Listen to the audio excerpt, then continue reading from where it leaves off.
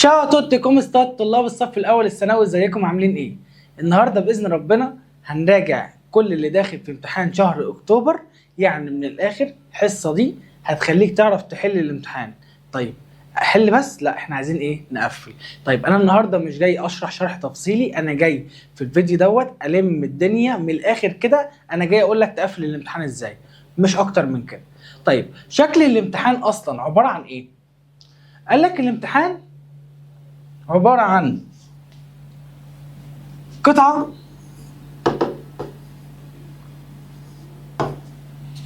عليها 4 أسئلة ب4 درجات. بعد كده يجي لك سؤال المواقف. طبعا في المواقف بيجي لي 5 اختيارات، أنا بختار فيهم إيه؟ 2، بختار اختيارين. تمام، برضو 4 درجات لأن كل اختيار بدرجة. بعد كده يجي لي سؤال الجرامر، جراماتيكا الجرامر ب4 درجات. بعد كده يجي لي سؤال المقالي وهيبقى إيميل ب3 درجات. توتال الامتحان 15 درجة. يبقى الامتحان عبارة عن ايه؟ قطعة ب4 أسئلة ب4 درجات، مواقف، تمام، موقفين 2. طبعا في المواقف بيجي لي 5 اختيارات، بختار ايه؟ 2 برضو ب4 درجات لأن كل اختيار بدرجة. 4 جرامر. سؤال الإيميل 3 درجات، 15 درجة. احنا في حصة النهاردة في الفيديو الصغير ده احنا عايزين نوصل لل 15 درجة دول مع بعض النهارده باذن الله. طيب وفي الاخر في ملخص ورقه واحده بس لمن كل الكلام ده من خلاله، تمام، تقدر تقفل الامتحان. لن يخرج عنه الامتحان بالنص باذن الله. طيب كده بالنسبه لك الدنيا رايقه. طيب عايزين نبدا، هنمسك سؤال سؤال من دول، اوكي، ونعرف المنهج بتاعنا بيتكلم عن ايه. طبعا احنا عارفين ان المنهج او امتحان شهر اكتوبر هو داخل في الوحده الاولى فقط. الوحدة الأولى فقط. كلام جميل. طيب ايه الدروس بتاعت الوحدة الأولى اللي داخل فيها الامتحان؟ أنا هبدأ بالجراماتيكا. تمام، الجرامر عندي 3 دروس. أول درس درس الأسماء، 2 درس فيربو إسري، 3 درس الصفات. لو خلصناهم يبقى احنا جاهزين لأسئلة الجراماتيكا. طب كلام جميل. تعالى كده ايه، ندخل على طول في أول درس. أول درس اللي هو الإنومي، درس الأسماء. درس الأسماء. بص بقى، أي كلمة عشان أقدر أشاور عليها وأقول إن الكلمة دي إيطالية لازم تنتهي بحرف متحرك. تاني، أي كلمة عشان أقدر أقول إن الكلمة دي إيطالية لازم تنتهي بحرف متحرك. طب لو انتهت بحرف ساكن تبقى إيطالية؟ لا. تاني، يبقى أي كلمة عشان أقدر أقول إن الكلمة دي إيطالية لازم تنتهي بحرف متحرك. لو انتهت بساكن ما تبقاش إيطالية.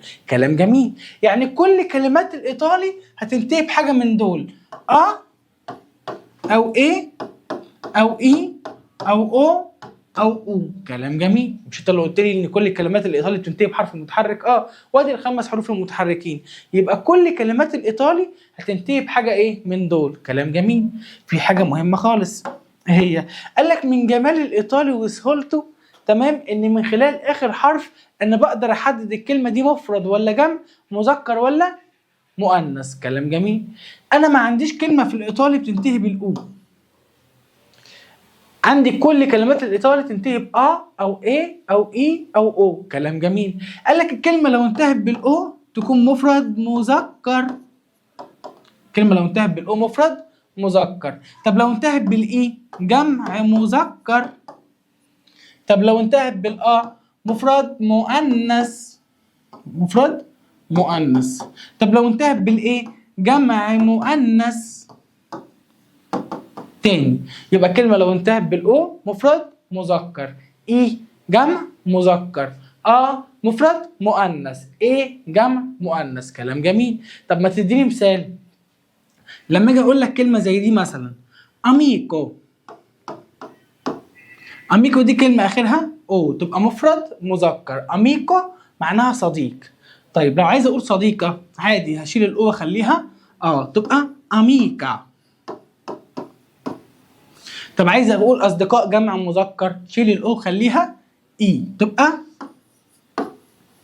اميتشي. طب عايز اجمعهم جمع مؤنث، ها شيل الاو خليها ايه، تبقى امي كي. في حاجه هنا ايه، في يقول لك في قاعده في الايطالي لما تيجي تجمع جمع مؤنث واخر حرف من جذر الكلمه حرف تشي، حط الاكا تفصل بينهم، حط الاكا تفصل بينهم، فاسمها ايه، اميكي. يعني ايه اميكي؟ صديقات. طب كلام جميل. يبقى الاو مع المفرد المذكر، الآ مع المفرد المؤنث، الإي مع الجمع المذكر، الإي مع الجمع المؤنث. كلام جميل. واحنا غنيناهم قبل كده في السنتر مع بعض، كنا بنقول ايه؟ او اميكو، او اميكو، ا اميكا، اي اميتشي، اي اميكي. تاني كده، او اميكو، او اميكو، عشان نفتكر ان الاو مفرد مذكر. تاني، او اميكو، ا اميكا، اي اميتشي، اي اميكي، او اميكو، ا اميكا، اي اميتشي، اي اميكي. تاني كده، يبقى تاني يلا، او اميكو، ا اميكا، اي اميتشي، اي اميكي. طيب يبقى انا كده كل اللي انا عرفته دلوقتي من درس الاسماء ايه؟ ان الكلمه لو انتهت بالاو مفرد مذكر، اي جمع مذكر، مفرد مؤنث، اي جمع مؤنث. كلام جميل. دي القاعده الاساسيه لدرس الاسماء. طيب طالما في قاعده يبقى يوجد لها شواذ. احنا عايزين نعرف الشواذ بتوع درس الاسماء. يعني ايه شواذ؟ يعني هيقابلني كلمات تنتهي بالا وما تكونش مفرد مؤنث، هتقابلني كلمات تنتهي بالايه وما تكونش جمع مؤنث، ايه وما تكونش جمع مذكر، او ما تكونش مفرد مذكر. عايزين نتعرف على الكلمات دي، تمام؟ يبقى خلصنا درس الاسماء. طيب كلام جميل. ايه هي بقى الشواذ؟ قال لك اول حاجه في الشواذ هتقابلني كلمات تنتهي بالايه وتكون مفرد مذكر. كلمات تنتهي بالايه وتكون مفرد مذكر. ايه هي الكلمات دي؟ اقول لك تعالى نتعرف عليهم ونحفظهم مع بعض باغنيه كده عشان خاطر تبقى الدنيا بالنسبه لنا سهله وجميله. اهي كلمات مفرد مذكر تنتهي بالايه. ايه هم بقى؟ قولهم معايا. بادري، بادري يعني اب. بادري بروفيسوري. بادري بروفيسوري ستودنتي. بادري بروفيسوري ستودنتي. Padre professore studente, padre professore studente, padre professore studente.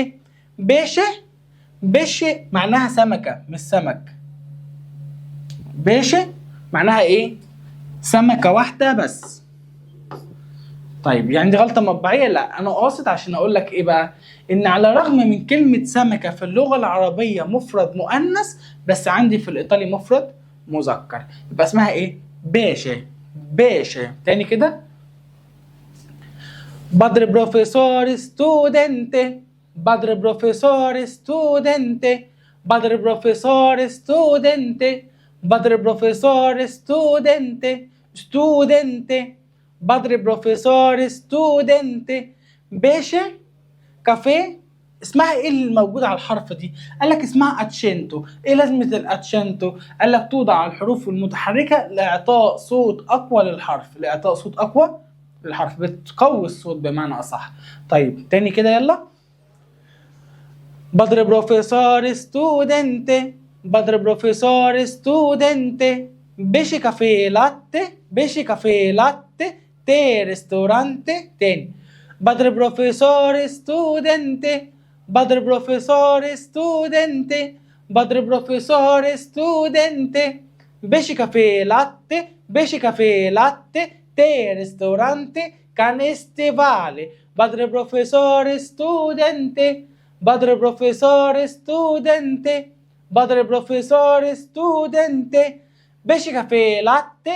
Te ristorante. Canestivale. Padre professore studente.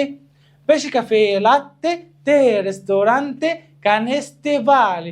Padre professore studente. Padre professore studente. Pesce caffè latte. Te ristorante. Canestivale. بونتي. بونتي يعني كوبري. بونتي. كلمة استفالي مش معناها حذاء اللي احنا اي حذاء وخلاص، لا، الحذاء اللي هو برقبة، عارف الهاف بوت او البوت. استفالي نقول عليه استفالي. تمام. بونتي كوبري. بص اللي جايه دي، تشيلولاري. تشيلولاري، تشيلولاري يعني موبايل. تشيلولاري. نومي كونيومي سينيوري انسينيانتي. نومي كونيومي سينيوري انسينيانتي. تاني كده من الاول. بدر بروفيسور ستودنتي. بدر بروفيسور ستودنتي. بيشي كافي لاتي تي ريستورانتي كانستيفالي بونتي cellulare nome cognome signore insegnante colore leone mesi esame. تاني. بدر بروفيسور studente. بدر بروفيسور studente. بدر بروفيسور studente. بيشي كافيه لاتي تي ريستورانتي كانستيفالي بونتي cellulare nome cognome signore insegnante colore leone mesi esame. دي الكلمات مفرد مذكر شاذ بتنتهي بالايه.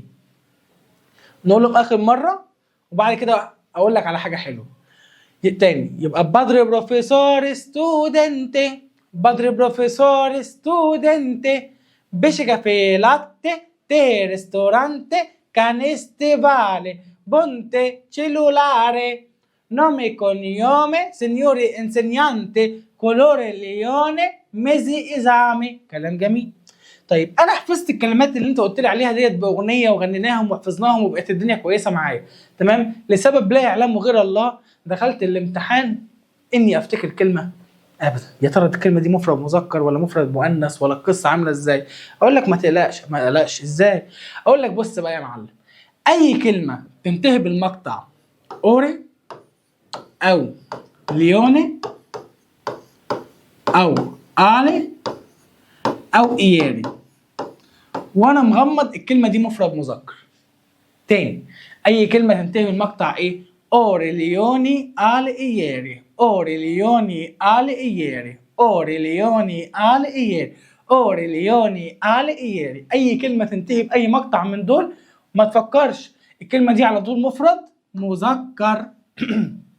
تاني، اي كلمه تنتهي بالمقطع ايه؟ اوريليوني الي اياري. اوريليوني الي اياري. اي كلمه تنتهي باي مقطع من دول تكون مفرد مذكر.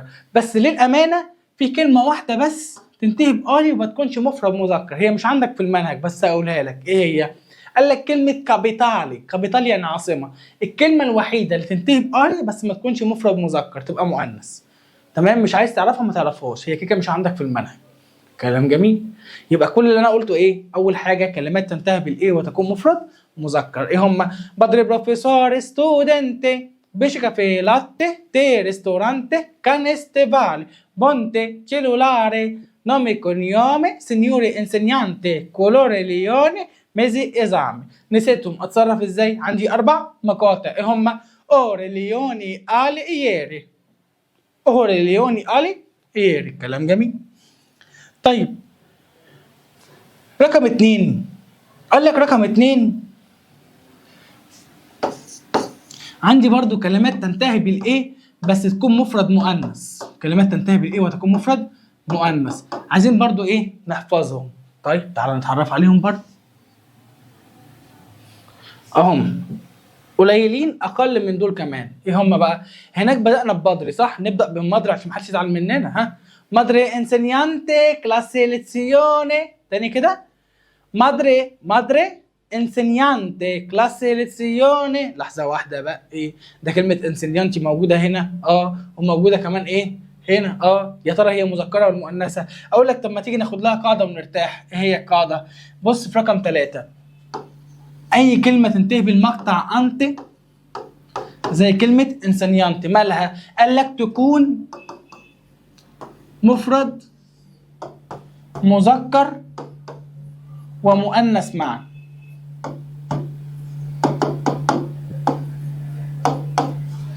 اي كلمه تنتهي بالمقطع انت زي كلمه انسانيانت تكون مفرد مذكر ومؤنث معا. كلام جميل. طيب تعالى نرجع تاني نحفظ الكلمات بتاعت المؤنث. احنا كده عرفنا موضوع انسانيانت ده.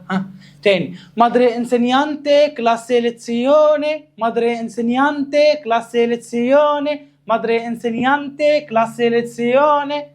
arte canzone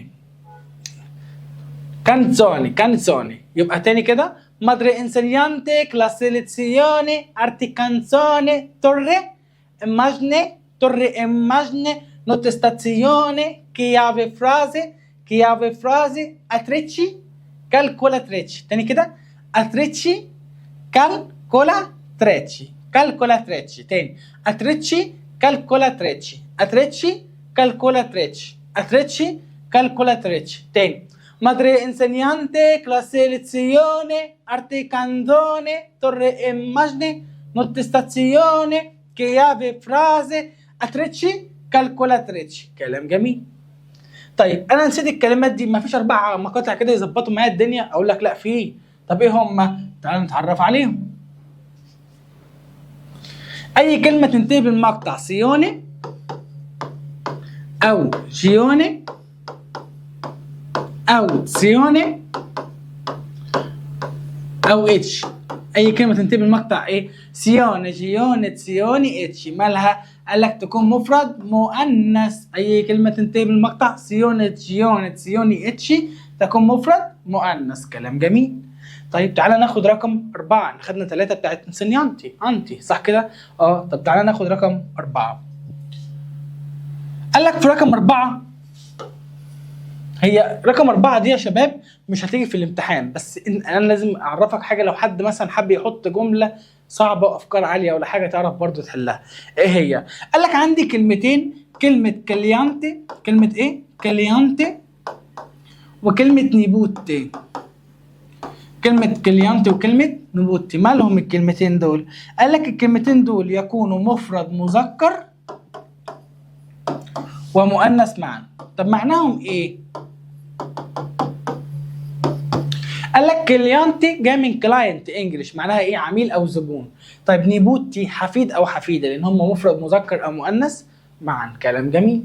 طيب تعالى اسالك سؤال. ايه انت من ساعه ما بدات في الشواذ عمال تقول لي مفرد مفرد مفرد مفرد مفرد مفرد مفرد؟ طب ايه قصه الجمع في الليله دي؟ اقول لك بص بقى، اي كلمه تنتهي بالايه، اي كلمه تنتهي بالايه سواء مذكر او مؤنث وهي مفرد، سواء اي كلمه تنتهي بالايه وهي مفرد سواء مذكر او مؤنث، عند الجمع بشيل الايه واخليها اي. عند الجمع بشيل الايه واخليها اي. زي ايه؟ زي ما اقول لك مثلا كلمه بدري عايز اجمعها، مش بدري اهي، عايز اقول اباء، اعمل ايه؟ اشيل الايه واخليها اي، تبقى بدري صح كده؟ طب مدري مؤنثه ايه؟ مدري اجمعها ازاي؟ برضو هشيل الايه واخليها اي، تبقى مد ري. كلام جميل صح كده؟ صح. طيب تعالى بقى ناخد رقم 5. قال لك رقم 5، انت لما بدأت الحصة قلت لي حاجة مهمة قوي، ايه؟ ان اي كلمة عشان اقدر اقول ان الكلمة دي ايطالية لازم تنتهي بحرف متحرك صح؟ طب الكلمات اللي هتنتهي بحرف ساكن اللي هي مش ايطالي، اتعامل معاها مفرد ولا جمع مذكر ولا مؤنث؟ اتعامل معاها ازاي؟ اقول لك بص بقى، ايه؟ معظم الكلمات التي تنتهي بساكن، دماغي تترجم ادام انتهت بساكن تبقى مش ايطالي صح كده؟ مالها؟ قال لك تكون مفرد مذكر. مفرد ايه؟ مفرد مذكر ما عدا 4 كلمات مؤنث، ما عدا 4 كلمات مؤنث. يبقى اي كلمه تنتهي بحرف ساكن تكون ايه؟ مفرد مذكر ما عدا 4 كلمات مؤنث. ايه هم بقى يا اخويا؟ تعالوا نتعرف عليهم. قال لك هم كالاتي: ميل، وايميل، وباند، وبلاي ستيشن. ميل ايميل باند بلاي ستيشن، ميل ايميل باند بلاي ستيشن. تمام كلام جميل. تمام. في برضو كلمتين تاني، في كلمتين ايه تاني ما عدا 2 كمان بس ما بيجوش في امتحان قوي يعني. ايه هما الكلمتين دول؟ قال لك كلمة فان وكلمة ليدر. فان وايه؟ وليدر. مالهم فان وليدر دول؟ قال لك فان وليدر يكونوا مفرد مذكر ومؤنث معا. مفرد مذكر ومؤنث معا. كلام جميل.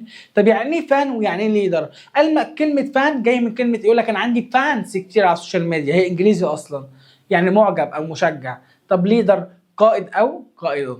كلام جميل.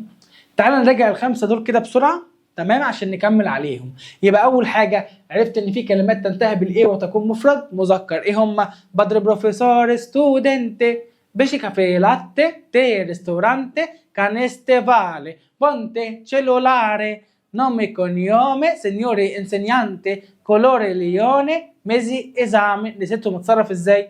عندي 4 مقاطع. ايه هم؟ اوري ليوني الي ايري. كلام جميل.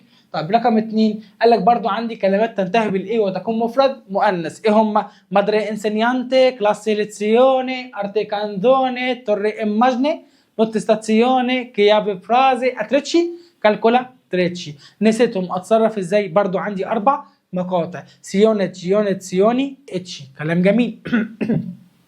رقم 3 قال لك استنتجت حاجه. ايه؟ كلمه انسينيانتي موجوده هنا وموجوده هنا صح؟ طب ما ناخد لها قاعده. اي كلمه تنتهي بالمقطع انت تكون مفرد مذكر ومؤنث معا زي كلمه انسينيانت. طب رقم 4 قال لك عندك كلمتين، كلمه كليانتي وكلمه نبوتي يكونوا مفرد مذكر ومؤنث معا صح؟ كليانتي معناها ايه؟ عميل او زبون. نبوتي معناها حفيد او حفيده. كلام جميل. 5 قال لك معظم الكلمات اللي هي تنتهي بحرف ساكن مالها تكون مفرد مذكر ما عدا 4 مؤنث. ايه هم؟ ميل ايميل باند بلاي ستيشن. ميل ايميل باند بلاي ستيشن. ما عدا 2 كمان، كلمه فان وكلمه ليدر يكونوا مفرد مذكر ومؤنث معا. فان معناها معجب، ليدر معناها قائد. كلام جميل. ده بالنسبه لدول. ده بالنسبه لدول حاططهم لك اهم في الورقه في الملخص اهم. ميل ايميل باند بلاي ستيشن. انا حاطط هنا اهم الحاجات او الحاجات اللي جايه في الامتحان دايركت، الحاجات اللي هي الاطلاع ما بحطهاش في الملخص. اوكي لو بس انت لو عايز تعرفها انا كده كده قلتها. كلام جميل. طيب تعالى بقى ناخد رقم 6. رقم 6 في رقم 6 تقول لك ايه في رقم 6؟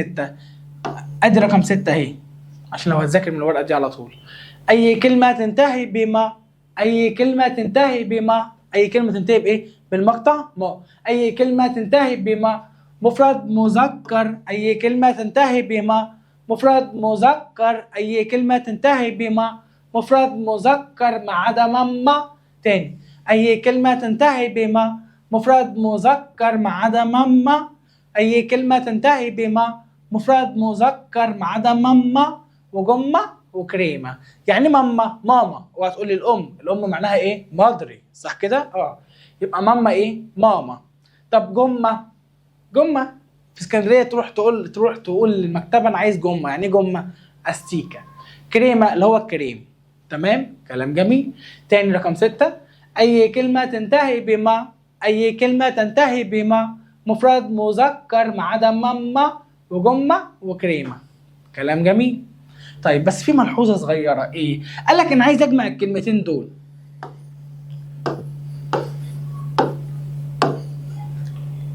عايز اجمع الكلمتين دول.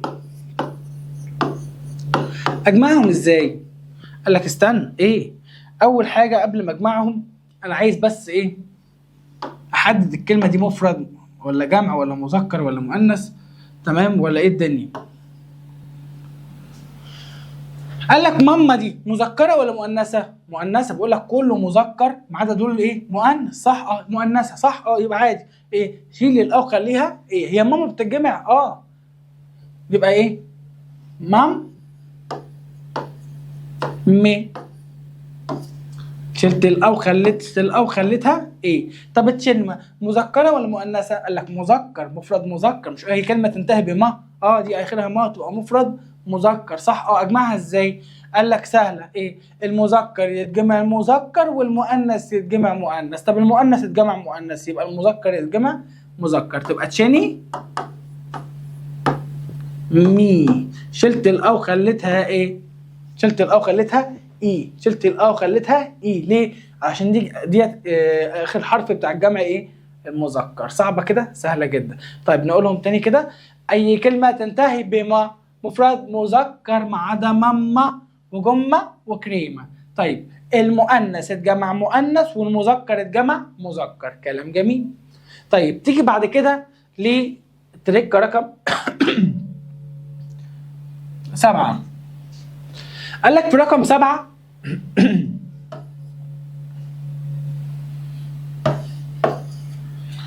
اي كلمه تنتهي بالا وعليها اتشنتو، زي كلمه اتشتا.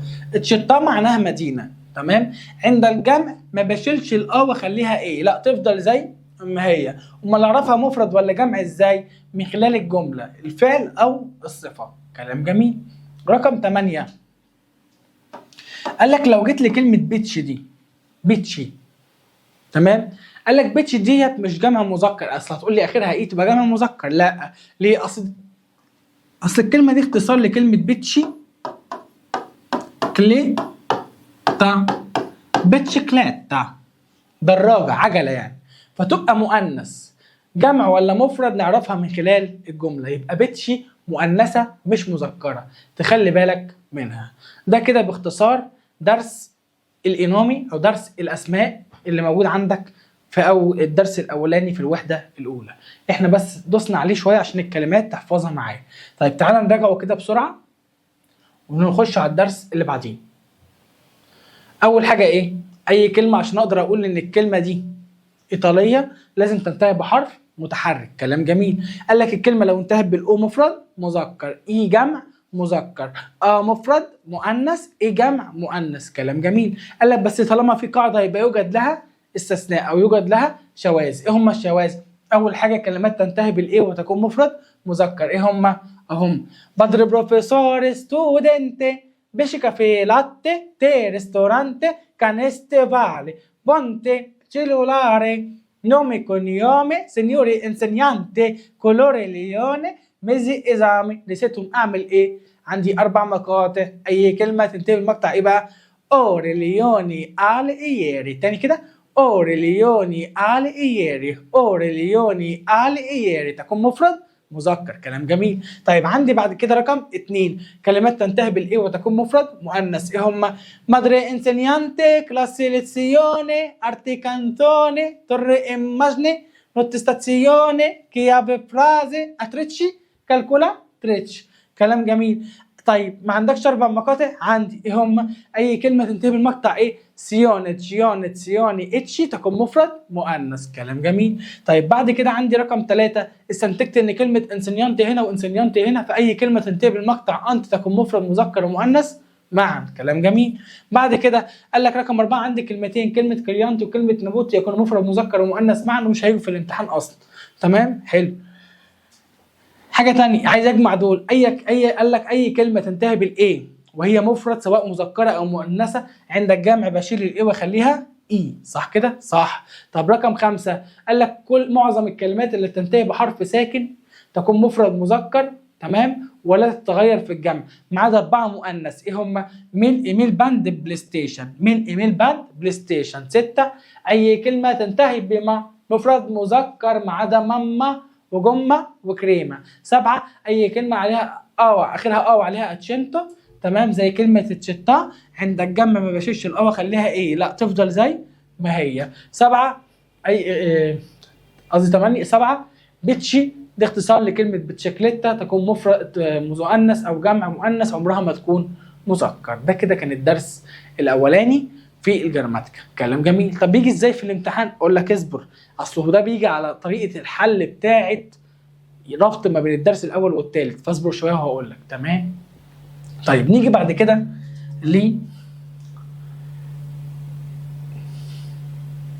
الدرس الثاني اللي هو فيربو اسري. فيربو اسري، فيربو اسري معناه يكون. عايز اقول انا اكون، انت تكون، هو يكون، هي تكون، نحن نكون، انتم تكونوا. الكلام ده نقوله ازاي؟ اقول لك بس تعالى كده. ايه دي؟ الضمائر الشخصيه. قولهم معايا الاول، احفظهم معايا الاول. ايو معناها انا، تو انت، لوي هو، لي هي، نوي نحن، فوي انتم، لورو هم. قولهم كده معايا. ايو تو، ايو تو لوي لي. تاني كده. ايو تو لوي لي، ايو تو لوي لي، ايو تو لوي لي، نوي فوي لورو. تاني كده.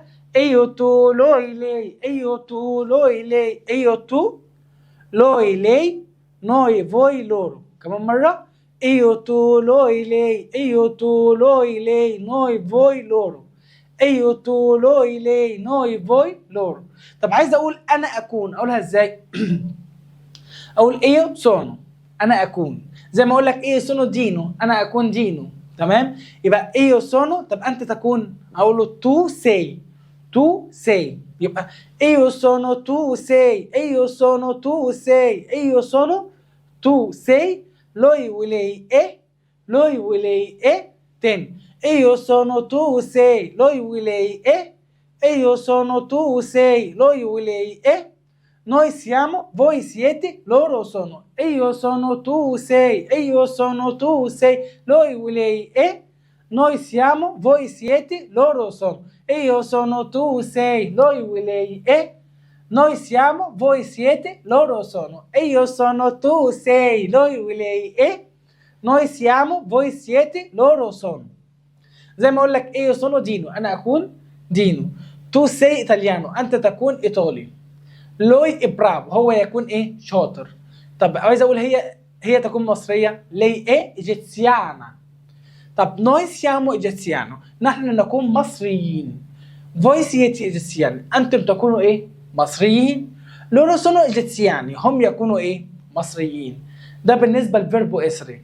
تمام؟ نقوله اخر مره. Io sono tu sei, io sono tu sei, lui lei è.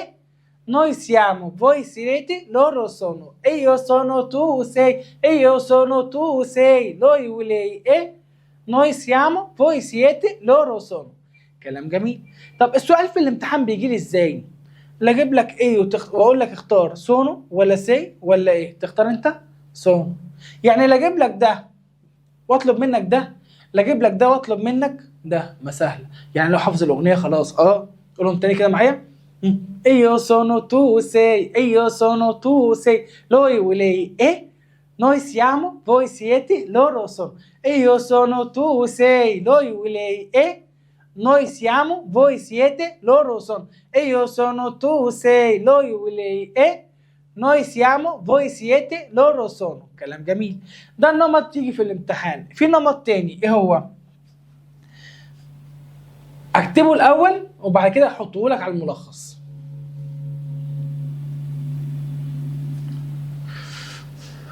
بص بقى، ما اجيبلكش انا ايه ولا تو ولا الكلام ده كله واقول لك اختار، لا اجيبها لك بطريقه تانية. اقول لك مثلا ايه دينو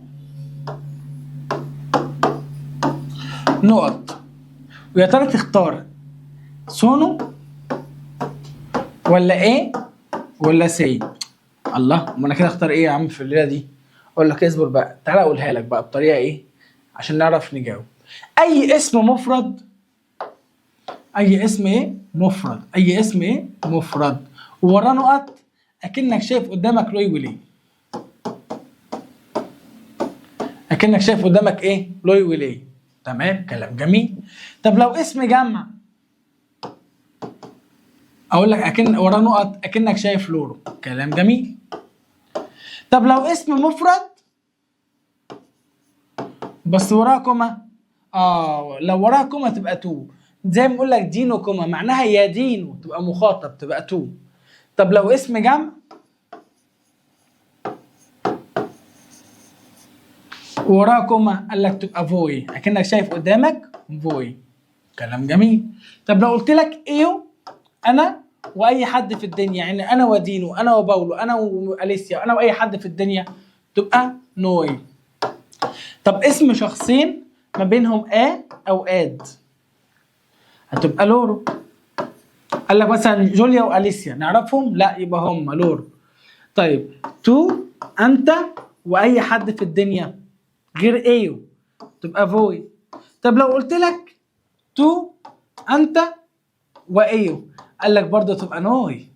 تمام؟ كلام جميل. طب لو قلت لك مهنه سينيوري كوما بروفيسوري كوما اي مهنه وراها كوما، اوعى تقول لي تو، لا المهن صيغه احترام بتاعت حضرتك، تبقى ليه والال كابيتال والال ايه كابيتال. طب ما تيجي الملخص بالمره نعمل ايه؟ اقول لك نرمي عليهم فيرب اسري بالمره عشان تبقى ده الملخص اللي انا بحل بيه. اي اسم مفرد يتعامل معامله لي ولي، يعني هختار حاجه اخرها، هختار ايه معاها ايه، هختار ايه. طب مع لورو، لورو بتاخد سون، يبقى لو لقيت اسم جمع اختار سون على طول. طب اسم مفرد ورا كوما هختار سي على طول. طب لو اسم جمع ورا كوما تبقى فوي، فوي بتاخد ايه، سيت. كلام جميل. طب نوي بتاخد سيام، يبقى لو لقيت ايو اد اي اسم بني ادم ادام في ايو اختار سيام. طب اسم شخصين ما بينهم او اد، مع لورو، لورو بتاخد ايه، سونو، وفوي مع سيتي. شكرا، ده الملخص اللي انا بحل بيه. تعال بقى نقوله تاني عشان نحفظه، لان ده الحاجه اللي انا هحل بيها. ايه هو؟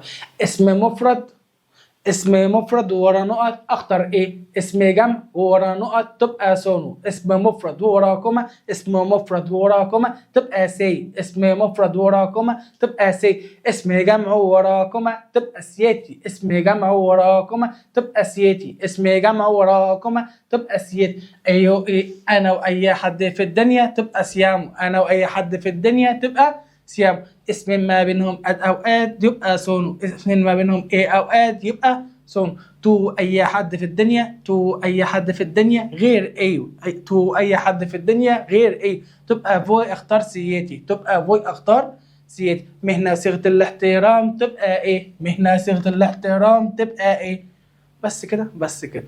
طب تعالى نكتبه تاني بقى على الملخص عشان اتاكد ان كده بقى معاك تمام قوي. اهو انا كاتبه لك في الملخص اهو.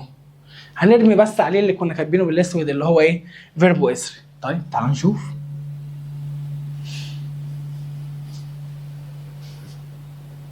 نغيره بقى نكتبه هنا بالاحمر.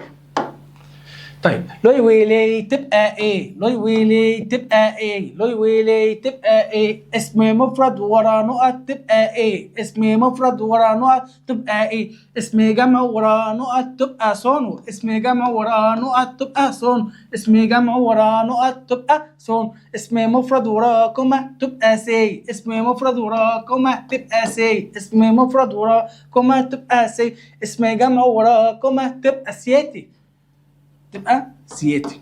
تاني، اسم جمع وراه كوما، خلي بالك من الكوما، اسم جمع وراه كوما تبقى سياتي.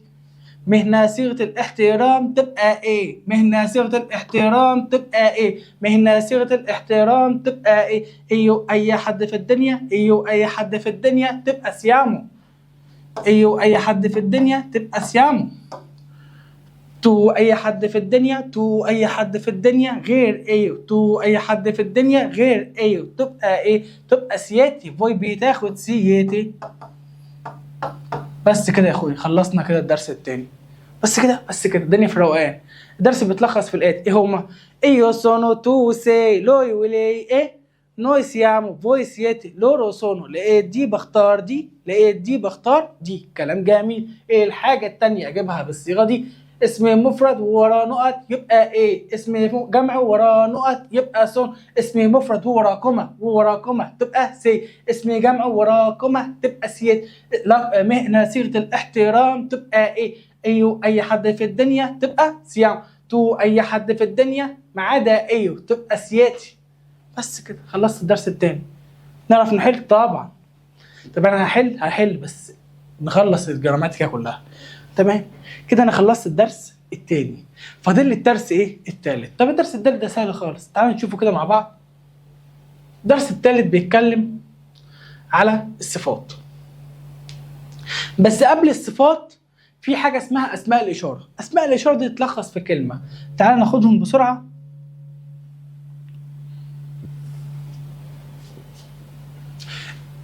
اسماء الاشاره هي ايه؟ اسماء الاشاره بالعربي الاول قال لك اسماء الاشاره بالعربي في حاجتين، في اسماء اشاره للقريب واسماء اشاره للبعيد. صح صح.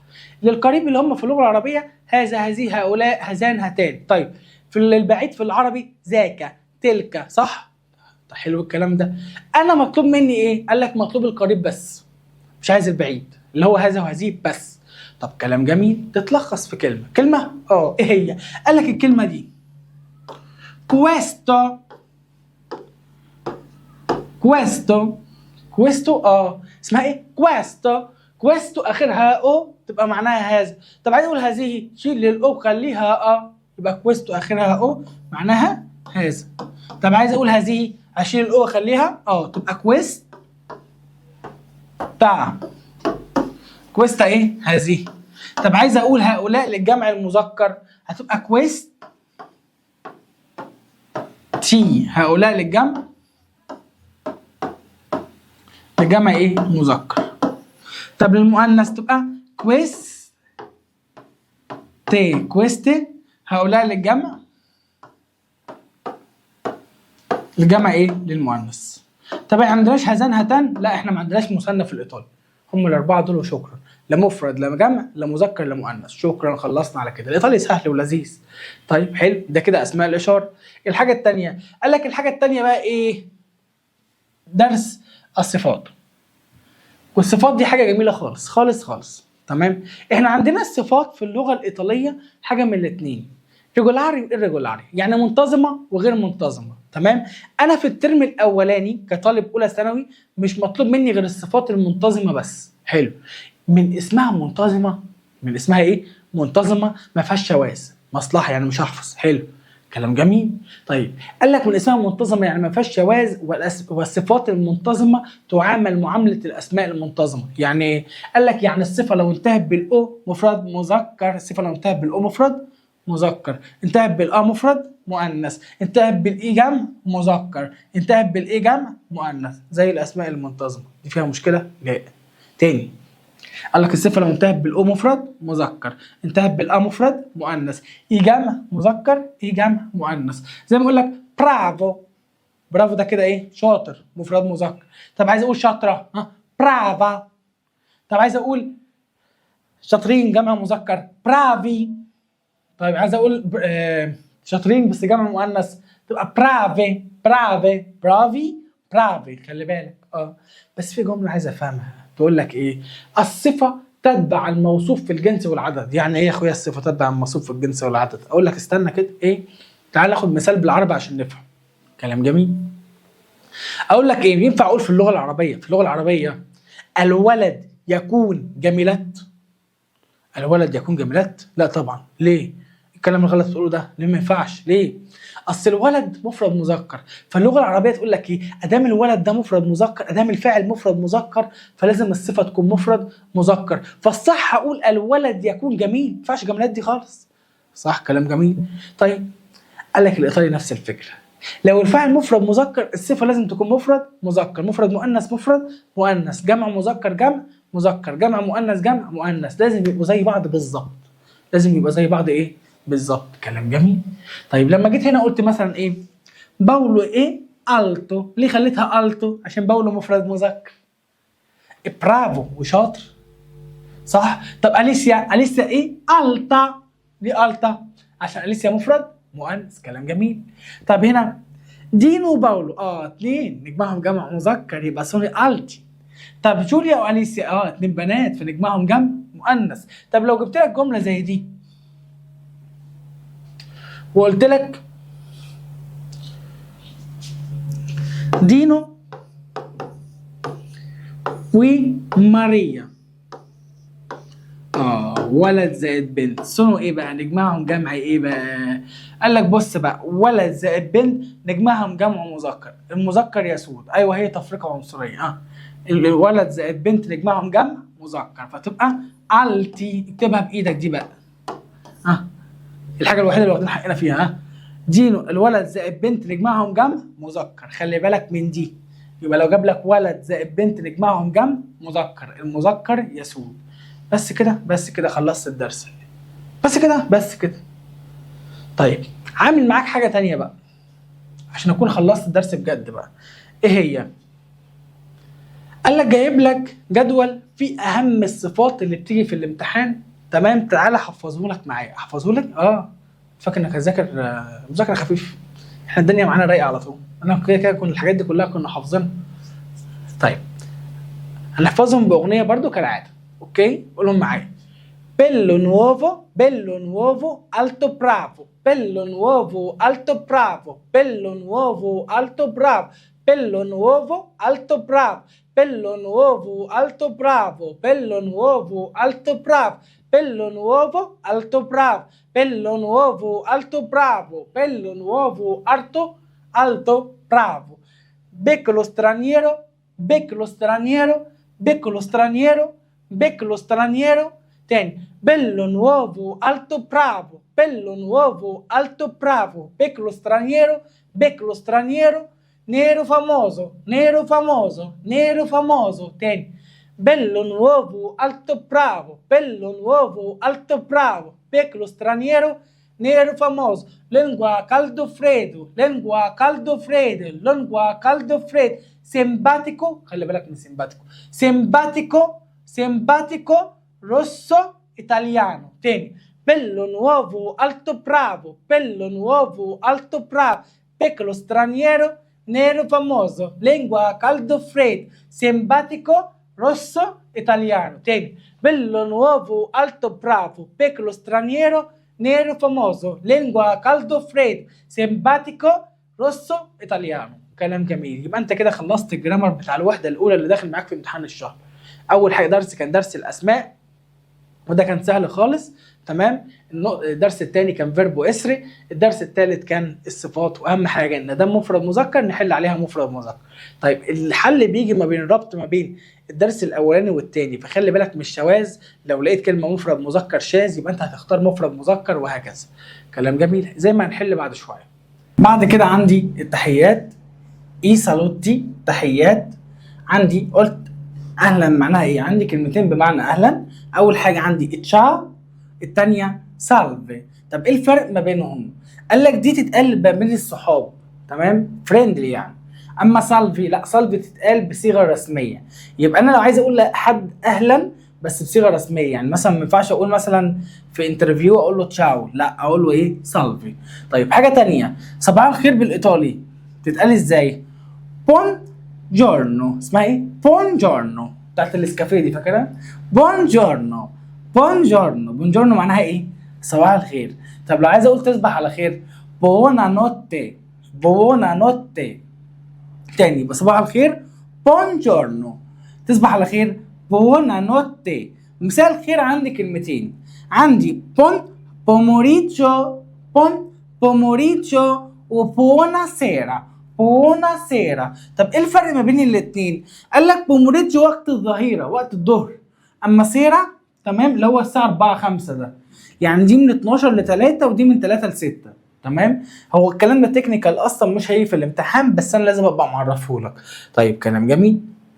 عندي بعد كده البلاد والجنسيات. البلاد والجنسيات انا عايزك تعرف فيهم 4 حاجات بس. اوكي. اول حاجه فيهم كلمه جنسيه يعني ايه؟ قولها كده، نازوناليتا. اسمها ايه؟ نازوناليتا. الكلمه دي جايه في الامتحان.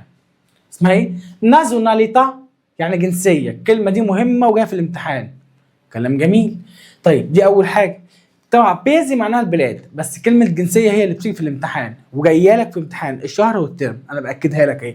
يبقى اسمها ايه؟ نازوناليتا. طيب دي اول معلومه. تاني معلومه قال لك بص، الدوله هتعرفها اصلا من اسمها. يعني امريكا هتعرف ان دي امريكا، ارجنتينا الارجنتين، صح؟ برازيلي اللي هي البرازيل، ايجيبتو مصر. كلام جميل. طيب بس في مشكله ايه؟ قال لك احيانا ممكن الطالب يتلخبط ما بين الدوله والجنسيه، يعني يجي له كلمه ومش عارف دي دوله ولا جنسيه. طب حلها ايه؟ بص يا معلم، كل الجنسيات تنتهي بحاجه من الاثنين. ايه هما؟ قال لك لا تنتهي بالمقطع نو، لا تنتهي بالمقطع ايزي، لا تنتهي بنو، لا تنتهي ايزي. يبقى لو جالك كلمه وانت محتار دي دوله ولا جنسيه اعمل ايه؟ بص على اخرها، لو اخرها نو تبقى جنسيه، اخرها ايزي تبقى جنسيه. طب بص كده، امريكا امريكا نو، ارجنتين ارجنتين نو، استراليا استراليا، سيبك من استراليا مش هتيجي اصلا، برازيل برازيليا نو، تشينا تشايني زي، ايجيبت ايجيبسيا نو، فرنسا فرنشي زي. كلام جميل. يبقى انا لغايه دلوقتي خدت 2 من ال4 اللي انا عايز اقول لك عليهم. اول حاجه يعني ايه جنسيه؟ نازوناليتا. الحاجه الثانيه قال لك اعرف افرق ما بين الدوله والجنسيه. كلام جميل. طيب المعلومه الثالثه قال لك بص كده على المانيا، جرمانيا. ايه جرمانيا؟ تيديسكو. ده بهجت وده بهجت تاني خالص، كلهم متاخدين من جذر الكلمه، صح؟ شينا تشاينيزي، ايجيبتو ايجيبسيانو، لكن دي حاجه ودي حاجه تانية خالص، فخلي بالك منها لا يجي لك في قطعه تديسكو وانت ما تعرفش مين تديسكو ده اساسا. تمام؟ يبقى جرمانيا تيديسكو معناها الماني. طيب كلام جميل. المعلومه الرابعه قال لك احيانا ممكن يجي لك دوله انت ما تعرفهاش بالعربي اساسا. زي ايه؟ زي المجر. زي ايه؟ المجر، سمعت عنها قبل كده؟ موجوده في اوروبا على فكره، اسمها انجوريا. فعدي على الدول دي لعل والعسى يكون في دوله ايه مش عارفها ايه بالعربي. كلام جميل. من اهم الدول والجنسيات اللي بتيجي في امتحان شهر اول هي، عدهم معايا: البرازيل والصين ومصر وانجلترا وايطاليا والمغرب. تمام؟ والبرتغال واسبانيا احيانا. تمام؟ بس انت طبعا هتذاكرهم كلهم، ده هم اصلا مش محتاجين حاجه. دول الاربع معلومات اللي عايزك تعرفهم في البلاد والجنسيات. يبقى هم الاربع معلومات: اول حاجه كلمه جنسيه معناها نازوناليتا. 2 افرق ما بين الدوله والجنسيه ازاي؟ بالمقطع نو والمقطع ايزي. 3 اخلي بالي من جرمانيا تيديسكو. 4 اخلي بالي من الدول لعل والعسى يكون في دوله زي المجر كده انا ما اعرفهاش قبل كده. تمام؟ كلام جميل. تعالى بقى لسؤال المواقف. المواقف هم دول، هم ال10 دول بس كده بس كده. طيب تعالى بقى ايه ناخدهم بمزاج ونخلصهم. سؤال المواقف قال لك كواندو سالوت اون اميكو، يعني ايه اصلا؟ قال لك كلمه كواندو ليها معنيين، تيجي بمعنى عندما وتيجي بمعنى متى. لو جت في جمله تيجي بمعنى عندما، طب لو في سؤال يبقى متى.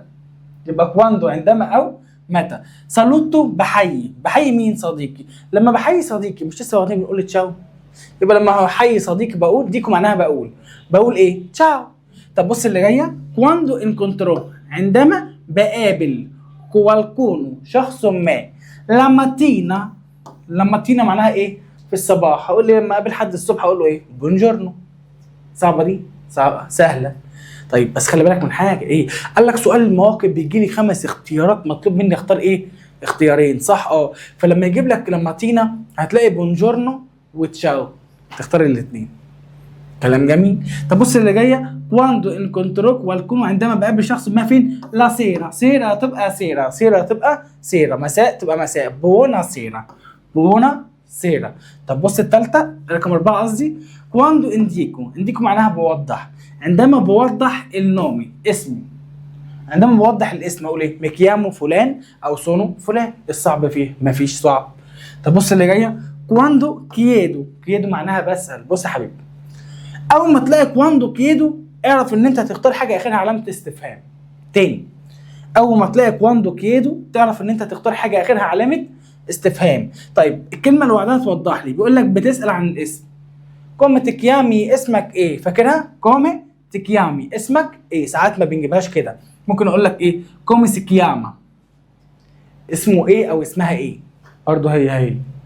طب بص اللي جايه دي رقم 6، خلي بالك من 6 دي مهمه قوي. كواندو مي بريزنتو، يعني ايه مي بريزنتو؟ قال لك بريزنتو معناها بقدم، قبلها مي يبقى بقدم نفسي. تاني، يبقى كواندو معناها عندما صح؟ بريزنتو بقدم صح؟ بقدم قبلها مي يبقى بقدم مين؟ نفسي. طب بقدم نفسي اقول ايه؟ سونو فلان او مكيامو فلان. سونو فلان او مكيامو فلان. طب بص اللي جايه: كواندو بريزنتو قبلها مي؟ لا، يبقى مش نفسي. بقدم مين؟ معرفش. نشوف الكلمه اللي بعدها توضح. كواندو بريزنتو بقدم مين؟ شخص ما. بقدم شخص ما هقول ايه؟ هو يكون بوب او هذا يكون بوب. كويستو اي بوب نوي اي بوب. كلام جميل. طب بص اللي جايه يقول لك ايه؟ سونو ايطاليانو، انا اكون ايطالي ده كده ايه؟ جنسيه صح؟ مش اخرها نو؟ جنسيه. يبقى اختار ديكو انديكو ايه؟ لا نظريتها اهي، بقول جنسيه. طب بص اللي جايه دي اللي هي رقم 9، يقول لك ايه؟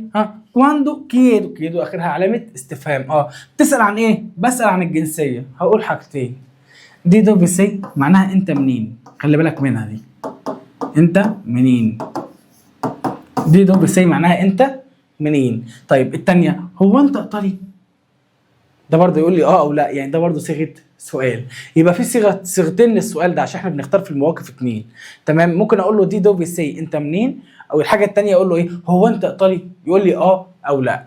طيب بص الاخيره، يقول لك واندو عندما انكونترو بقابل اون كامباني زميل الجديد في المدرسه. بص بقى، اي حد بتشوفه لاول مره هترحب بيه فتقول له بنفونوتو. بنفونوتو معناها اهلا وسهلا. يبقى اي شخص بتشوفه لاول مره، تمام، بنقول له ايه؟ بنفونوتو. دي كانت المواقف. بس كده، بس كده يا عم. هي دي المواقف اللي عندك ومش هيخرج براها الامتحان باذن ربنا. طيب عندي بعد كده السؤال الايميل. تعالى بقى نعيش مع بعضينا في سؤال الايميل ده وبمزاج كده، وشوف انا عامل لك فيه ايه. سؤال الايميل ده اخر حاجه، وبعد كده نحل على امتحانات على الكلام ده عشان نظبط الدنيا مع بعض. طيب سؤال الايميل، هو ايه الايميل ده اصلا؟ قال لك بص يا حبيبي، سؤال الايميل ده هو رساله الكترونيه قبل ما يخترعوا الواتساب كانوا بيستخدموها. قبل ما يخترعوا الواتساب كانوا بيستخدموها. كلام جميل. طيب يعني من خلالنا دلوقتي هي الواتساب، يعني بالنسبه لجيلنا دلوقتي هي الواتساب. دلوقتي انت عايز تبعت لي رساله على الواتس تسالني فيها على ميعاد الحصه. هتبعت الرساله ازاي؟ هتقول لي سنيور هي ميعاد الحصه الساعه كام؟ بلوك على طول. انا كده فهمت حاجه؟ انا ولا اعرف انت مين ولا ده اسلوب اصلا. امال الصح اعمل ايه يعني؟ اول حاجه في تحيه، صباح الخير، مساء الخير، صح كده؟ يبقى الاول في تحيه، تمام، نقول مثلا ايه؟ تشاو سنيور. تشاو سنيور. بمناسبه امتحان الشهر. هو كلمه بمناسبه امتحان الشهر دي ده سؤال؟ لا، امال ايه؟ قال لك دي جمله افتتاحيه، صح؟ يبقى كل الطالب بعت رساله ازاي؟ تشاو سنيور بمناسبه امتحان الشهر. الحصه امتى وفين؟ هو ده السؤال بقى. الحصه امتى ده هو السؤال، صح كده؟ طب انا مش مسجل رقم، مثلا اللي بعت لي الرساله ديت مثلا مريم، تمام، فهتكتب لي اسمها مريم. يبقى مريم بعت الرساله ازاي؟ قول تاني كده. تشاو سنيور بمناسبه امتحان الشهر. كلام جميل. الحصه امتى؟ مريم. مش دي رساله يبعتها طالب؟ طيب انا شفت رساله مريم، المفروض ان انا اعمل ايه؟ قال لك المفروض عليا ان انا ارد عليها، صح؟ طب هي كاتبه تشاو سنيور، انا اكتب تشاو سنيور؟ لا. اقول تشاو على نفسي يعني؟ اكيد لا. امال اكتب تشاو مريم. يبقى اول خطوه في الايميل عند الرد على الايميل، اول خطوه نعملها،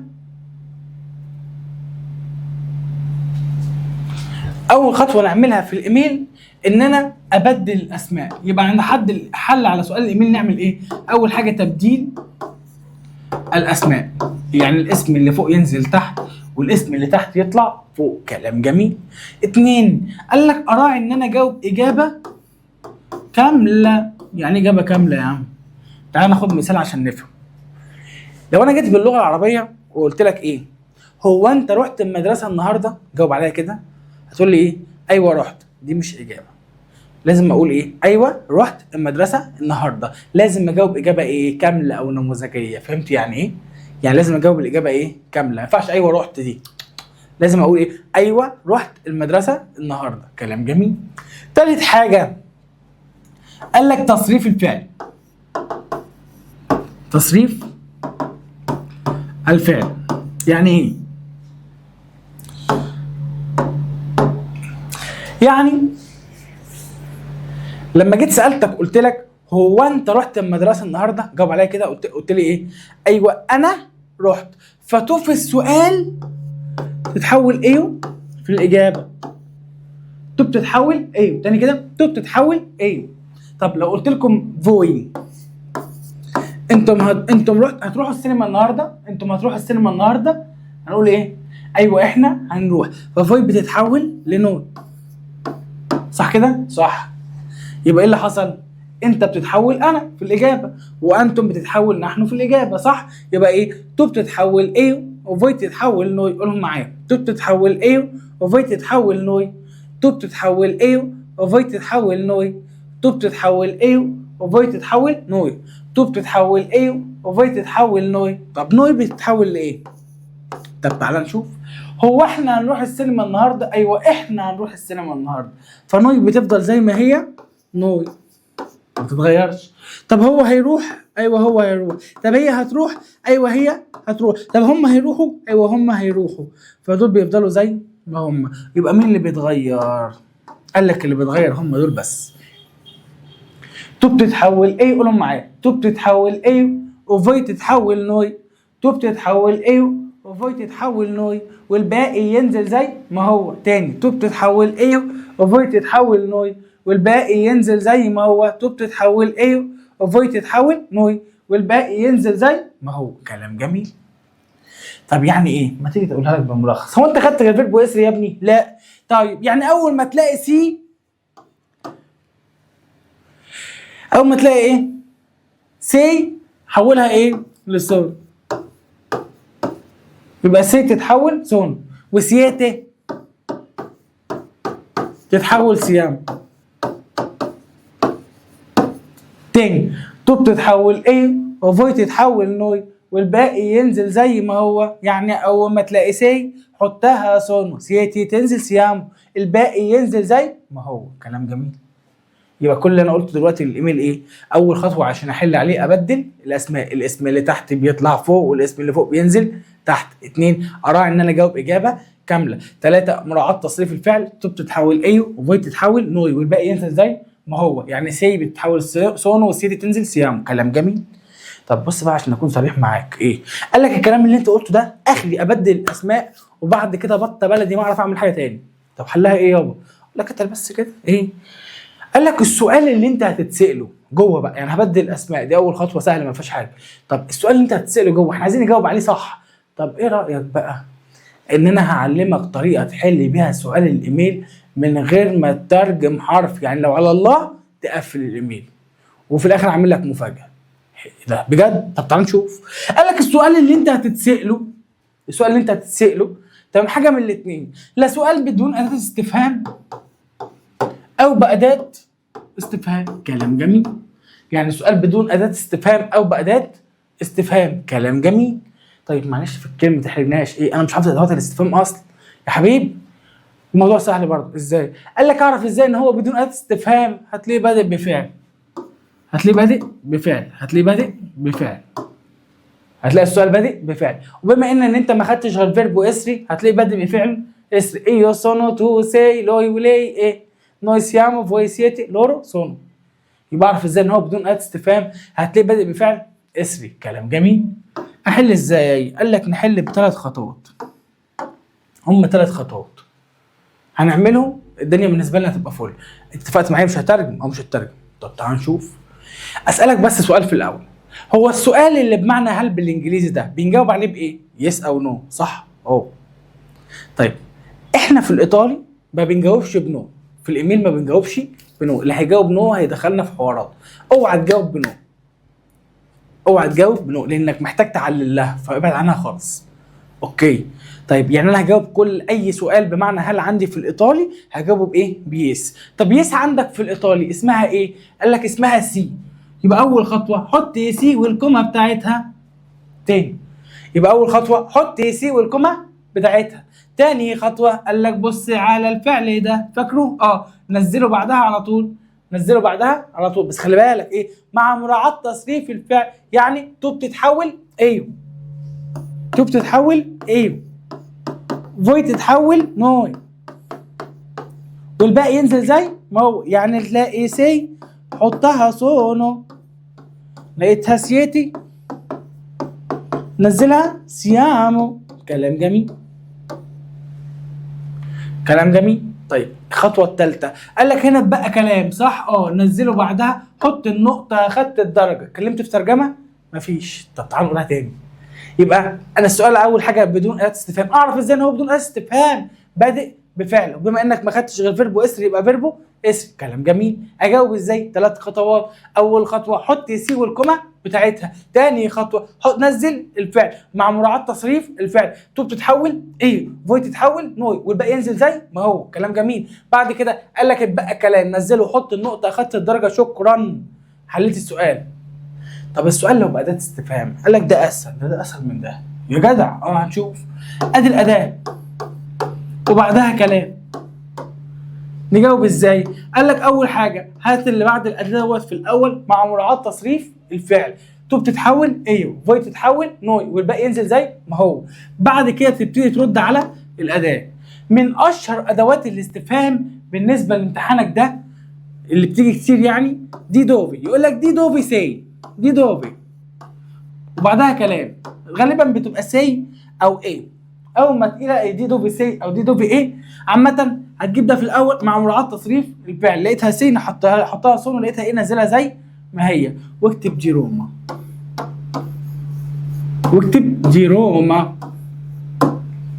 يبقى اول ما تلاقي دي دوفي سي دي روما، اول ما تلاقي دي دوفي سي دي روما. كلام جميل.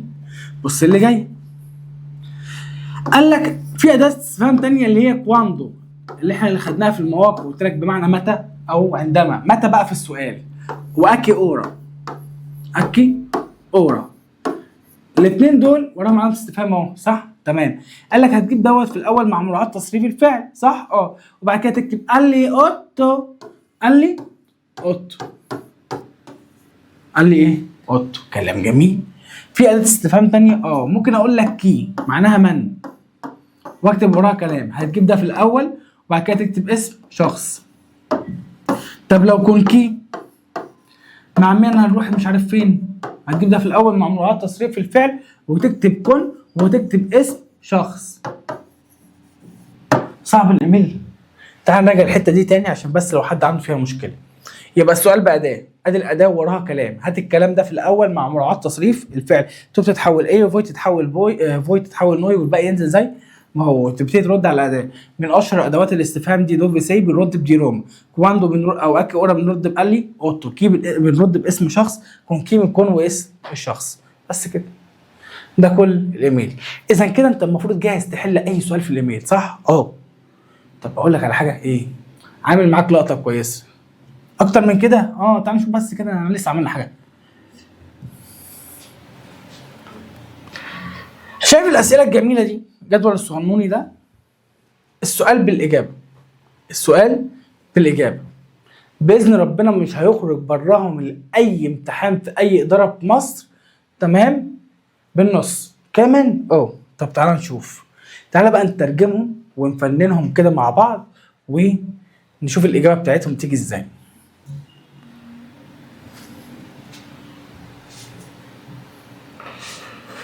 اول سؤال بيقول لك ايه sono italiano، انا اكون ايطالي. تو وانت؟ ايه sono egiziano، انا اكون مصري. طب تاني سؤال بيقول لك سي نوفو اسكولا، سي ده بادئ بايه؟ بفعل، يعني سؤال بدون اداه استفهام. اعمل ايه؟ 3 خطوات. حط سي والكوما بتاعتها ونزل الفعل مع مراعاه تصريف الفعل. سي تتحول سونو، ونزل باقي الكلام، حط النقطه، خدت الدرجه. كلام جميل. طب معناها ايه بقى؟ قال لك سي نوفو اسكولا، انت جديد في المدرسه؟ اقول له ايوه انا جديد ايه في المدرسه. السؤال ده بالذات اللي هو التالت ده بقى خلي بالك منه. ده السؤال ده جاي في الامتحان، لا يجي لك في القطعه لا يجي لك في الايميل، فتخلي بالك منه قوي. ده يعني مش احتمال يجي، لا ده جاي. كوزا ايه لاتاليا بيرتي، يعني ايه بقى كوزا ايه لاتاليا بيرتي؟ ماذا تعني ايطاليا بالنسبه لك؟ ترجمه، ماذا تعني ايطاليا بالنسبه لك؟ كلام جميل. طيب ارد ازاي؟ عايز اقول له ايطاليا بالنسبه لي تكون اي حاجه، سينما، موضه، اي حاجه، صح؟ يبقى هنقل من اول ايطاليا، هنقل من اول ايطاليا، نغير اللون عشان بس الكلام يبقى واضح. هنقل من اول ايطاليا. بير وتو بتتحول فتيه تتحول مي، خلي بالك، تي تتحول مي. يبقى لاتاليا بير مي تكون السينما، لا موضه، اي حاجه تعجبك. السؤال ده خلي بالك منه جاي في الامتحان. يبقى ايطاليا، ماذا تعني ايطاليا بالنسبه لك؟ قول له ايطاليا بالنسبه لي تكون، واكتب اي حاجه، ثبت التشينما عشان تبقى الدنيا سهله معاك. طب السؤال اللي بعد كده يقول لك سي برافو اسكولا، انت شاطر في المدرسه. سي والكوما بتاعتها ونزل سي تتحول سون، ونزل الكلام، تحط النقطه، اخدت الدرجه. معناها ايه؟ انت شاطر في المدرسه. اقول له ايوه انا شاطر في المدرسه. السؤال اللي بعد كده يقول لك كوانتي معناها كم. سونو يكونوا نوفي كامبي، الزملاء الجدد. كم يكون الزملاء الجدد؟ هقول له الزملاء الجدد نوفي كامبي سونو تري، يكونوا 3. طب بص اللي جايه، كومي سيكياما، اسمه ايه او اسمها ايه؟ عادي هحط سيكياما واكتب اسم شخص. طب بص اللي جايه، دوفي ابيتا، اين تسكن؟ مش انت اين هي تسكن او هو يسكن. هقول له ابيتا الكايرو. طب هنا كم لا توا سكولا، كيف تكون مدرستك؟ تو تتحول ايوه صح، يبقى توا تنزل 100. خلي بالك من التحويلات، توا تنزل 100. يبقى لا ميا سكولا اجرانتي، مدرستي تكون كبيرة. طب كي ايه النوفو بروفيسوري، من يكون البروفيسور الجديد؟ عادي هقول نوفو بروفيسوري ايه يكون دين، مش قلت لك ايه نحط وراها اسم شخص. تمام. طب هنا كوال ماتيريا انسينيا، ما المادة اللي بيشرحها؟ بيشرح مادة ايه؟ هقول له ايه؟ لوي انسينيا لا ايطاليانو، بيشرح ايطالي. دي دوفي ايه؟ دي دوفي ايه؟ هنا جايبها لك مع لوي ولي فينزل لوي ايه. خلي بالك لوي لازم تحط فاعل، لوي ايه ايطاليانو دي روما، هو يكون ايطالي ايه من روما. بس كده. هقول لك على حاجه ايه، الاسئله دي هتخدم معاك في القطع، هتساعدك في القطع وهتساعدك في الايميل. يعني مش بس الايميل، لا، هيساعدوك في القطع. يعني هتلاقي منهم اسئله جايه كمان بالنص في القطع بالاجابه والايميل. يعني كده بالنسبه لك داخل الامتحان ايه، راح تقفل وش. طيب اخر حاجه خالص هي التيمه، ولكن هي التيمه مش داخله معانا في الامتحان ده، بس انا حابب اديها. تمام. ليه؟ هتخدم عليك في حاجات تانية في القطعه، فتعالى ناخد كلماتها ونفهمها ونظبط لها الدنيا. بارلا ديل توا بروفيسوري، اتكلم عن مدرسك ايه المفضل، من حيث اسمه، الماده اللي بيشرحها، هو ساكن فين، المدينه اللي هو ساكن فيها. هقول ايه؟ توا بتنزل ميو، تو بتنزل ميو، احنا عارفين التحويلات. يبقى الميو بروفيسور بفريتو، مدرسي المفضل سيكياما، اسمه ماركو، عنده 35 سنه، اني معناها سنين.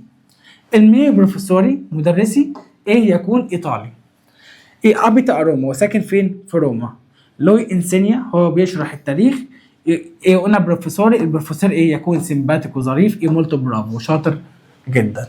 طيب التيمه الثانيه بيقول لك اوصف الزملاء الاجانب من حيث اسمائهم، جنسياتهم، ايه معناها عمر. هقول اوتري كام لسترانييري، انا امتلك 3 زملاء اجانب. تمام. سونو يكونوا حميد ودينو وباولو. حميد يكون ماروكينو معناها مغربي وعنده 16 سنه. دينو يكون انجليزي وعنده 16 سنه. باولو يكون ايطالي وعنده 16 سنه. ادي التيم.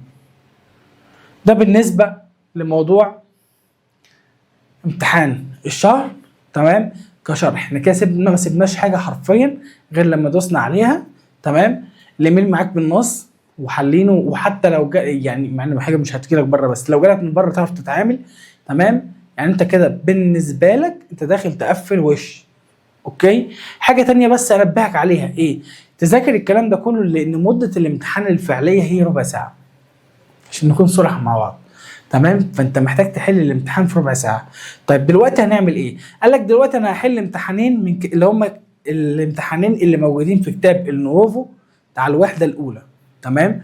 لان بعد ما شرحنا احنا محتاجين نتدرب ونحل. اوكي. فتعالى نحلهم.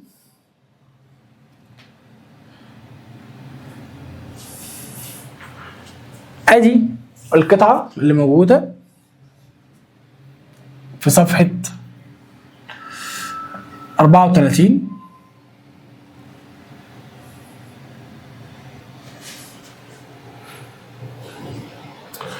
بتقول لك ايه؟ ساره وعلي وعمر وليلى، دول عددهم كام؟ 4. اكتب 4. سونو اميتشي جيستيانو، يكونوا ايه؟ مصريين. لورو هم امانو مولتو ايطاليانو، بيحبوا الايطالي كويس جدا يعني. بير عمر، بالنسبه لعمر ايطاليا تكون السبورت، الرياضه.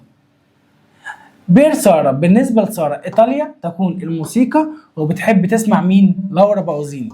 لورا باوزيني دي اشهر مغنيه في اوروبا، مش هقول لك في ايطاليا بس. ولكن بالنسبه لليلى ايطاليا بالنسبه لها ايه؟ كوتشينا، اللي هو الطبخ. عارف الكوتشينا؟ يعني طبخ. وبتحب ايه؟ البيتزا والسباجيتي. بالنسبه لعلي ايطاليا بالنسبه له ارتي، الفن والسينما. هو بيحب ايه؟ الافلام بتاعت روبرت بيجانيا. ده مين اللي بيحب الكلام ده؟ علي. اول سؤال بيقول لك الشباب يكونوا منين؟ بيقول لك كلهم مصريين، يبقى ايجيبتو. طب السؤال الثاني مين بيحب الرياضه؟ اللي بيحب الرياضه الواد عمر، يبقى اختار الواد عمر. هنا الشيء ايطاليا بالنسبه لليلى ايه؟ ليلى ليلى ايطاليا بالنسبه لها ايه؟ الطبخ والبيتزا والكلام الجميل ده. تمام، يبقى كوتشينا. طب علي بيحب ايه؟ علي علي بيحب الافلام، صح؟ يبقى بيحب ايه؟ السينما، السينما. هو كاتبها لك السينما اهي. قطعه سهله خالص، صح؟ طيب تعالى نحل القطعه اللي بعدها.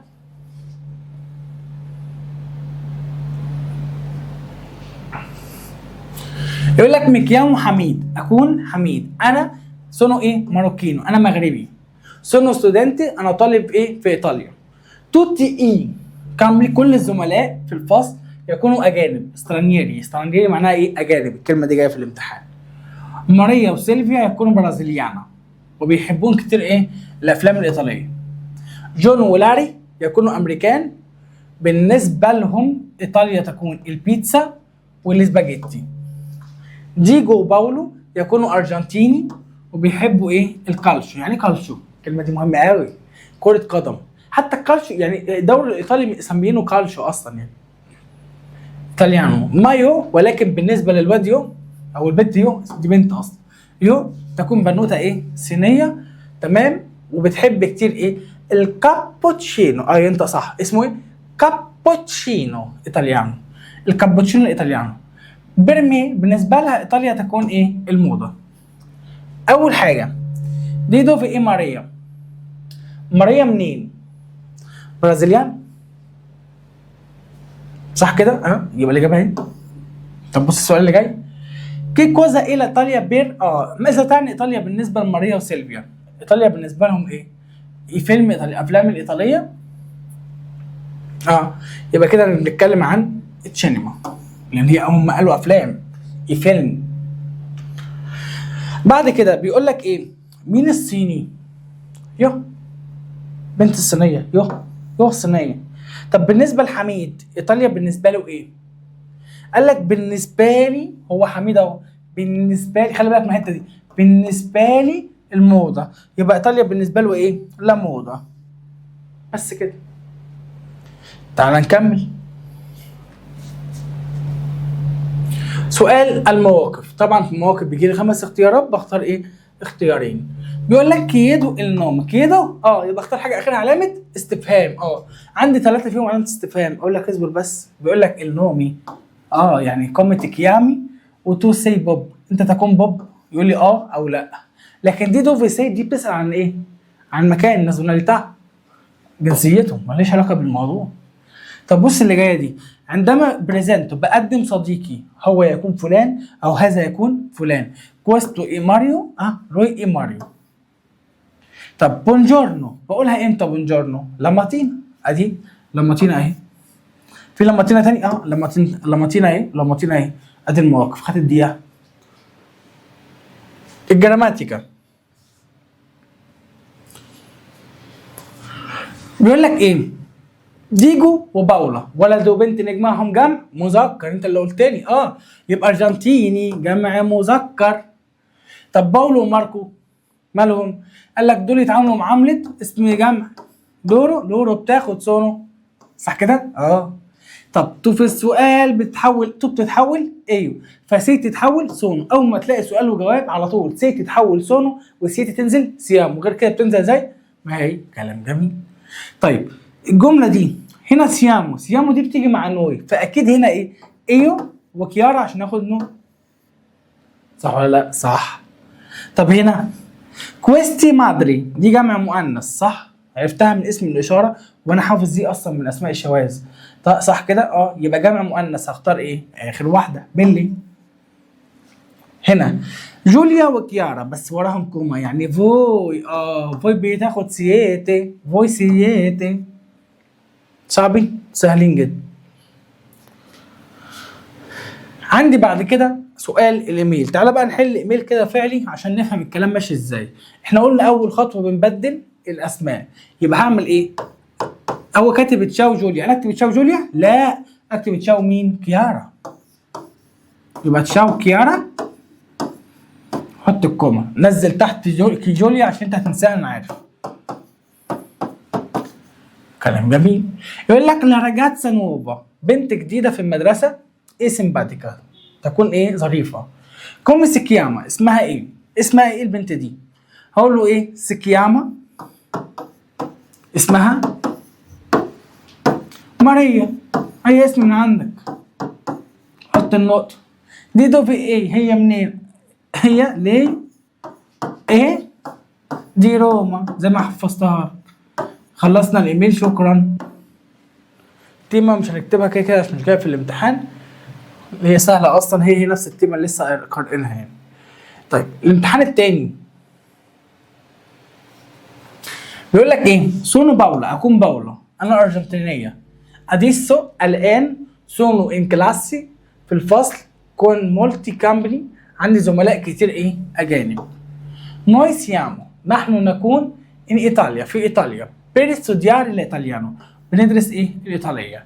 ايطاليا ان بيسي، تكون البلد مولتو بيلو، بلد جميله يعني، بلد جميله جدا. بالنسبه لي، عيد على باولا، ايطاليا تكون ايه؟ الموضه والفن. بوب يكون امريكان، بالنسبه له ايطاليا تكون ايه؟ الموسيقى والكالشو، يعني كالشو كره قدم. مع بير ماريا، بالنسبه لماريا البنت الاسبانيه، البنت ايه؟ الاسبانيه. لا ايطاليا ايلي سباجيتي، ايطاليا تكون بالنسبه لها ايه؟ السباجيتي والبيتزا. والبيتزا. البروفيسور الايطالي اي مولتو برافو اي سيمباتيكو، يكون شاطر قوي وظريف. اول حاجه بيقول لك ايطاليا بالنسبه لبوب ايه؟ شفت اسهل من كده؟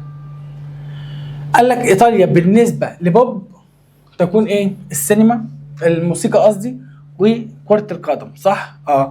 يبقى اختار هنا ايه؟ سبورت. الموسيقى والكالشو يبقى سبورت، لان مفيش حاجه هنا تدل على الموسيقى. طيب مين بيحب الموضه؟ مين بيحب الموضه؟ الموضه بالنسبه لي يبقى باولا. السؤال اللي بعد كده، ماريا منين؟ ماريا، قال لك ماريا بنت ايه؟ اسبانيه، يبقى اسبانيه من اسبانيا، اسبانيا. السؤال اللي بعد كده، في الفصل الشباب يدرسون ايه؟ اللغه ايه؟ الايطاليه، اللينجوا ايطاليان، هم اللي قال هم بيدرسوا ايطالي. طيب القطعه اللي بعد كده،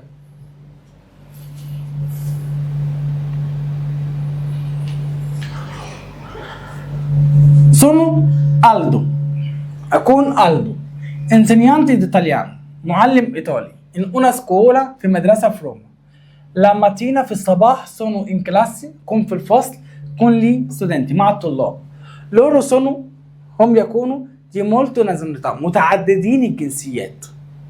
مولتو معناها كتير، بس لما تيجي في حاجه زي كده يبقى متعدد الجنسيات او عندهم جنسيات كتير. دولوريس دي اسم بنت، تكون اسبانيه. ليه اي مولتو برافا، هي شاطره كتير في الايطالي وبتحب ايه؟ الطبخ الايطالي. بالنسبه لها ايطاليا تكون البيتزا وتاني والسباجيتي. يو ايس تشاينيزي، بنت ايه؟ صينيه، وبتحب تسمع لورا باوزيني.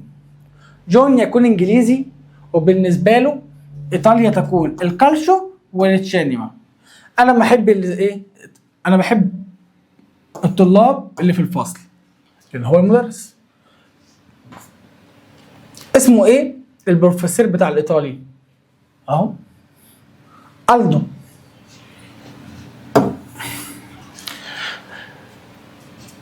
ان كويستا كلاس، في هذا الفصل الطلاب يكونوا ايه؟ متعددين الجنسيات، يعني سترانييري، اجانب. جون يكون ايه؟ انجليزي، صح؟ يبقى من انجلترا. كي كوزا الى ايطاليا بير لا راجاتسا اسبانيولي. بص، ايطاليا بالنسبه للبنت الاسبانيه ايه؟ بس طريقه حلوه، عجباني طريقه الاسئله. تمام، يقول لك ايه؟ البنت الاسبانيه اللي هي مين؟ البنت الاسبانيه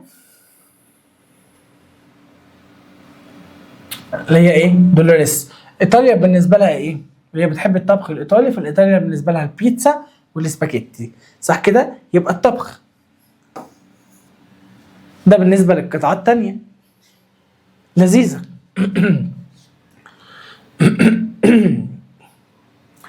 عندي بعد كده المواقف. كواندو كيدو يبقى اختار حاجه اخر علامه استفهام، بس اسال ايه؟ بسال عن الجنسيه، يبقى حاجتين، دي دوفي سي لو موجوده، تمام. الحاجه الثانيه ادي دوفي ايه اهي موجوده، دي دوفي موجوده. دوفي ايه جري؟ اين يكون جري؟ لا اتقال بس كده. اسمه ايه؟ لا هو جري يكون انجليزي؟ هو انت اسباني؟ هي دي. طب بص موقف رقم 10. بريزنتو بقدم مين؟ صديقي الصيني لابويا، صح؟ مين اللي بقدم مين لمين؟ ده لده، يبقى يا ابويا هذا يكون فلان، صح كده؟ يبقى اقول ايه؟ هو يكون يو، صح. صديقتي على فكره، عشان دي يو ده اسم بنت، تمام. او هي تكون يو، او هذه تكون يو، بس كده. طب ايه سونو جابور؟ مين جابور ده؟ معرفوش. ايه سونو جابور، تمام. يبقى انا كده بعمل ايه؟ بعمل حاجتين، بقول الاسم، بقدم نفسي. مي بريزنتو، دور عليها اهي. ديكو النومي، اقرب موقف للامتحان يجيب لك ايه؟ سونو فلان، وانت تختار ايه؟ مي بريزنتو وديكو النومي، اقرب موقف، فخلي بالك. طيب عندي بعد كده الجراماتيكا. كارمين وكوما يبقى تو بتاخد سي. طب اللي بعدها كويستا انسينيانتي، ده اسم بنت، صح؟ مفرد مؤنث تبقى يبقى اختار امريكانا. بعد كده ديدو راجاتسي كوما تبقى فوي تبقى سيتي. كويستي اسم جمع تبقى سونو، لان اللورا بتاخد سونو. انا واي حد في الدنيا، ماشي سيامو قالها. انا وماريو جمع مذكر اسبانيولي. طب هنا دي سيتي، يبقى اكيد هنا في تو ايه؟ تو ايجون سيتي ايه؟ امريكان. سؤال الايميل.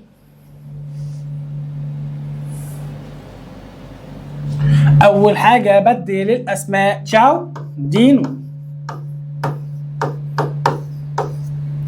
تحت نزل كيارا. كلام جميل. يقول لك ايه؟ لا بروفيسوريسا، المعلمه او مدرسه، ايه ان كلاس تكون في الفصل كون لي ستودنت انسانيه، مع الطلاب الاجانب. اول اسمها ايه؟ الولد الامريكاني اسمه ايه؟ هقول له يا اخويا سيكياما، اسمه